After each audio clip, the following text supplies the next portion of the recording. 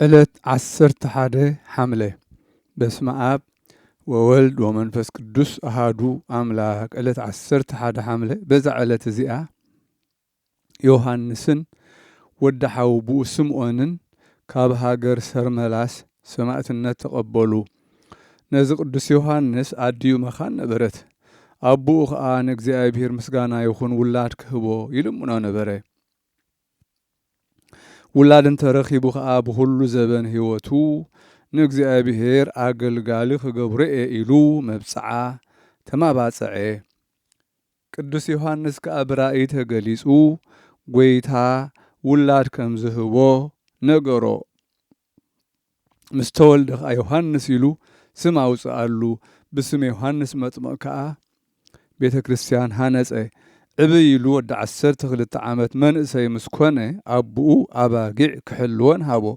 ንሱ ከዓ ኣባጊዕ ኣብ ዝሕልወሉ ምሳሑ ተባሂሉ ዝወሰዶ መግቢ ንጓሶት ከምኡውን ሓለፍቲ መገዲ ይህቦም። ንሱ ከዓ ክሳብ ምሸት ይፀውም ነበረ። ኣቦኡ ነዚ ምስ ሰምዐ ሓቂ ድዩ ሓሶት ኢሉ ከረጋግፅ ናብ ዝወፈሮ ግራውቲ ሰዓቦ። መንእሰይ ዮሐንስ ምስ ረኣዮ ከይሃርሞ ፈሪሁ ክሃድም ደለ። ኣቦኡ ከዓ እስከ ሎሚ መግብኻ ርኤኒ በሎ። ንሱ ከዓ ናብቲ ዝቕመጦ እቶ ክትርኢ በሎ። ንሱ ከዓ ኣትዩ ነቲ መግቢ ዝቕመጦ ኣቕሓ ማለት ኣገልግል ምስ ረኣዮ እንጀራ መሊኡ ጸንሖ። ኣጸቢቑ ተደነቐ። ንሰበይቱ ከዓ እቲ ኣብ ወዶም ዝኾነ ነገራ ካብታ ዕለት እቲኣ ኣብ ወዶም ጸጋ ከም ዘሎ ፈለጡ። መጻሕፍቲ ኣብ ዝመሃረሉ ወሰድዎ። ተማሂሩ ከዓ መጻሕፍቲ ቤተ ክርስቲያን ኣጽንዐ። ወለዱ ከዓ ከመርዕዎ ደለዩ። ንሱ ግና ነዚ ኣይደለዮን። 18 ዓመት ምስ ገበረ ማዕረገ ክህነት ተሾመ። ስምዖን ወዲ ሓውኡ ከዓ ኣባጊዑ ሓዲጉ ንዮሐንስ ረድኡ ኾነ። ንሱ ብዛዕባ ተኣምራቱ ዝተዛረበ እዩ። እግዚአብሔር በእዳው ዓበይቲ ተኣምራትን መንክራትን ገለጸ። ኩሎም ብዝተፈላለየ ሕማም ዝሓሙ ሕሙማት ናብኡ የምጽዎም ነበሩ። ንሱ ከዓ ኣብ ዘይቲ ጸልዩ ይቐብኦም እሞ ይሓዊ ነበሩ ይግስጾም።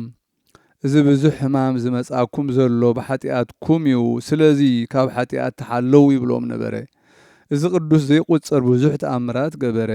ገለ ካብ ተኣምራቱ ከዓ ሓደ ወተሃደር ነበረ። ናይ ሓንቲ መበለት ሰበይቲ ካብ ግራታ ዝዓጸደቶ ሓደ ጾር ስገም ወሲዱ ንፈረሱ ሃባ። እታ መበለት ከዓ ናብዚ ቅዱስ ከይዳ ነዚ ወተሃደር ከሰሰቶ። እዚ ቅዱስ ከዓ ረገሞ። እታ ንስገም ዝበልዓቶ ፈረሱ ከዓ ሻዕ ሞተት። ሓደ ግዜ ከዓ ንንጉስ ሓለቓ ሰራዊቱ ግብሪ ክእክብ ናብኡ መፀ። ምስ እዚ ሓለቓ ሰራዊት ከዓ ሓንቲ ዓይኑ ዝዓወረት ኣገልጋሊ ነበሮ። እዚ ኣገልጋሊኡ መጺኡ ካብ ኣባ ዮሐንስ ተባረኸ። ሻዓ ዓይኑ ተኸፍተት፣ ከምታ ካልኣይታ ጥዒት ኮነት። እዚ ቅዱስ ናይ ኩሎም ሰባት ተግባር ብመንፈስ ይረአዮ ነበረ። ሓጢኣቶም ገሊጹ ይነግሮም እሞ ተመለሱ ኣይትበድሉ እናበለ ይግስጾም ነበረ። ዜንኡ ኣብ ንጉስ ንማርያኖስ ተሰምዐ። ነዚ ንጉስ ሓንቲ ጓል ጥራሕ ነበረቶ። ኣብ ከብዳ ተመን ኣትዩ ዓበየ። ብኡ ምክንያት ከዓ ተሳቀየት፣ ንሞት ቀረበት። ኣቦኣ ከዓ ንሓኻይም ከሕዊሉ ኢሉ ብዙሕ ገንዘብ ከፈለ። እንተኾነ ከሕዊዋ ኣይከኣሉን።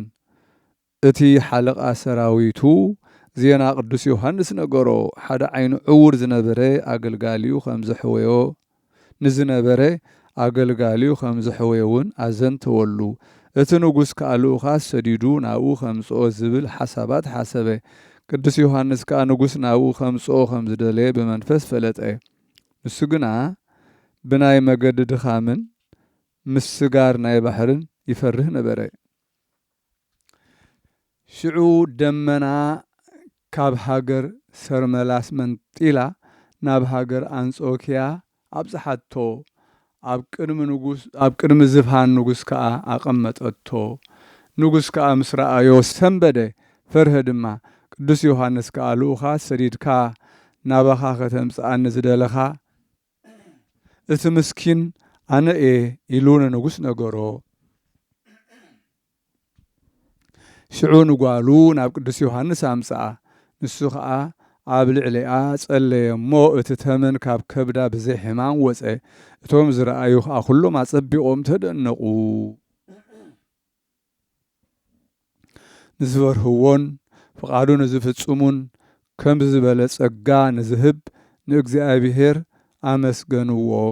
ንጉስ ከዓ ምስ ኩሎም ቤተሰብኡ ካብኡ ተባረኸ። ገጸ በረኸት ከዓ ብዙሕ ገንዘብ ኣቕረበሉ። እቲ ቅዱስ ግና ካብኡ ዋላ ሓንቲ ኣይወሰደን። ንጉስ ከዓ ምስኡ ክቕመጥ ደለየ። እቲ ቅዱስ ግና ኣበዮ ከይኸይድ ከዓ በቲ መዕጠቂኡ ሓዞ። ደመና መጺኣ ድማ መንጠለቶ። ንጉስ መዕጠቂኡ ሒዝዎ ከሎ ተቖሪጹ ኣብ ኢዱ ተረፈ። ቅዱስ ዮሐንስ በታ ለይቲ ኣብ ሃገሩ በጽሐ። እቲ ንጉስ ከዓ ኣብቲ መዕጠቂ ማለት ፊቃር ቤተ ክርስቲያን ሃነጸ። እታ ቤተ ክርስቲያን ከዓ ክሳብ ሎሚ ዘፊቃር ናይ ዕጥቂ ተባሂላ ትጽዋዕ ኣላ። ቅዳሴ ቅዱስ ቁርባን ክቅድስ ከሎ እዚ ቅዱስ ንጻድቃንን ንሓጥኣንን ንዝግብኦምን ንዘይግብኦምን ይርእዮም ነበረ። ዲዮቅልጥያኖስ ንክርስቶስ ክሒዱ ጣዖታት ምስ ኣምለኸ ነዚ ቅዱስ ዮሐንስ ምስ ስምዖን ወዲ ሓወቡኡ ወሰዶ። ናብ ሃገረ እስክንድርያ ኸደ። ኣብ ቅድሚ ገዛኢ ከዓ ብጎይታና ኢየሱስ ክርስቶስ ምስጋና ንዑ ይኹን ተኣመኑ። ዓብዪ ስቃይ ሳቀይዎም። ካብኡ ኣራእሶም ብሰይፊ ቆረጽዎም። ነፍሶም ከዓ ኣብ ናይ ዘለኣለም ዕረፍቲ ኣተወ። ስጋኦም ግና ክሳብ ሎሚ ኣብ ሃገረ ገቡንዲ ኣሎ። ተኣምራትን መንክራትን እናርኣየ ንሕሙማት ከዓ ዓብዪ ፈውሲ እናኣውሃበ ይነብር ኣሎ። እግዚአብሔር ብጸሎቶም ይምሓረና ንዘለዓለም ዓለም ኣሜን። ሰላም ለዮሐንስ ንጹሐ ምግባር ማእበሳ ምስለ ስምዖን በስም ለመንግሥተ ሰማያት እንተሐሰሳ ደመና ተጽኢኖ አምሳለ አንበሳ አውፅአ ከይሴ ለወለተ ንጉስም ከርሳ ወለአይነ ገብር እውር በእዴሁ ፈወሳ። ሰላም ለዮሐንስ ንጹሕ ምግባር ካብ አበሳ ምስ ስምዖን ብሰማዕትነት ንመንግሥተ ሰማያት እናደለያ እናሐሰሳ ደመና ተጻዒኑ በምሳል አንበሳ ተመን አውፅአ ንጓል ንጉስ ካብ ከርሳ ንዓይን ዕውር አገልጋሊውን ብኢዱ ፈወሳ።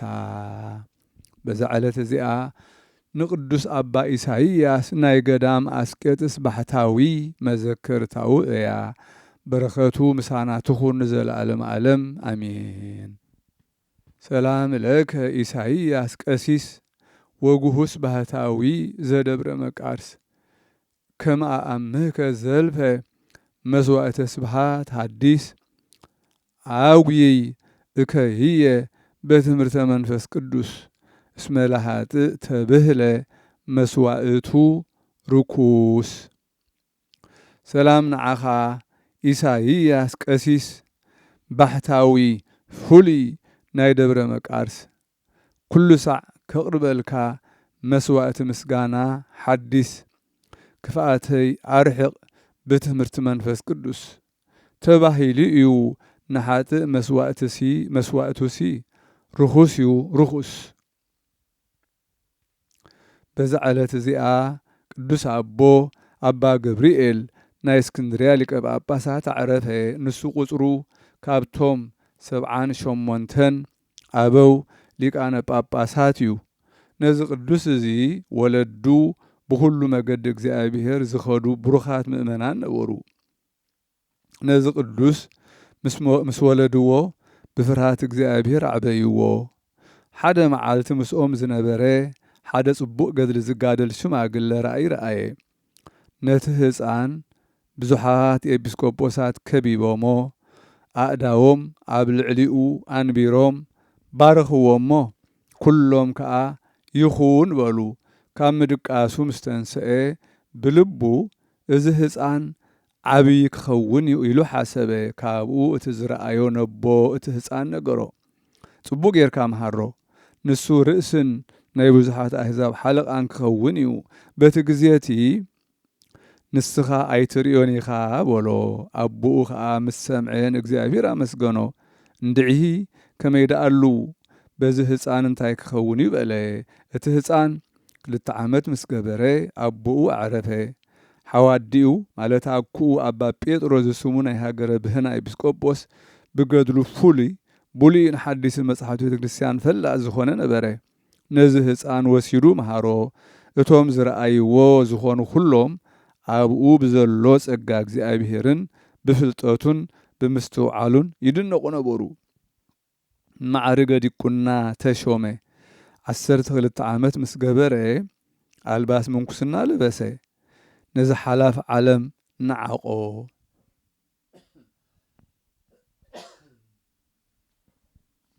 እዚ ኤጲስቆጶስ ንሓደ ሰብኣይ ኣባ ጴጥሮስ ዝስሙ ካህን ሃቦ ንሱ ተጋዳላይን ብጽቡቕ ኣምልኾ ጽሙድን ነበረ ነዚ ህፃን ተቐቢሉ ገድሊ ምንኩስና ኣምሃሮ ካብኡ ድማ ብዙሓት ተኣምራትን ጽቡቕ ትሩፋትን ተራእዩ ብዛዕባ ተጋድሎኡን ትግሃቱን ትሕትናኡን ብዙሓት ሰባት ይንእድዎ ነበሩ ኣባ ጴጥሮስ መምህሩ ምስ ዕረፈ ናብ ደብረ ኣባ እንጦንዮስ ገዓዘ ኣብኡ ከዓ እናተጋደለ ብጾም ብጸሎት ብዘይዕረፍቲ ተጊሁ ብምስጋድ ተጸሚዱ ብዙሕ ዓመታት ተቐመጠ ካብኡ ናብ ገዳም ኣስቄጥስ ከደ ኣብኡ ድማ ኣብ ናይ ኣዴና ቅድስት ድንግል ማርያም ቤተ ክርስቲያን ኣበምኔት ኮነ ኣብኡ እውን ተጋደለ ነታ ቤተ ክርስቲያን ከዓ ህንፀታ ኣሓደሳ ካብኡ ከዓ ናብ ሃገረ ኢየሩሳሌም ከደ ካብ ቅዱሳት ቦታታት ተባረኸ ኣብኡ ከዓ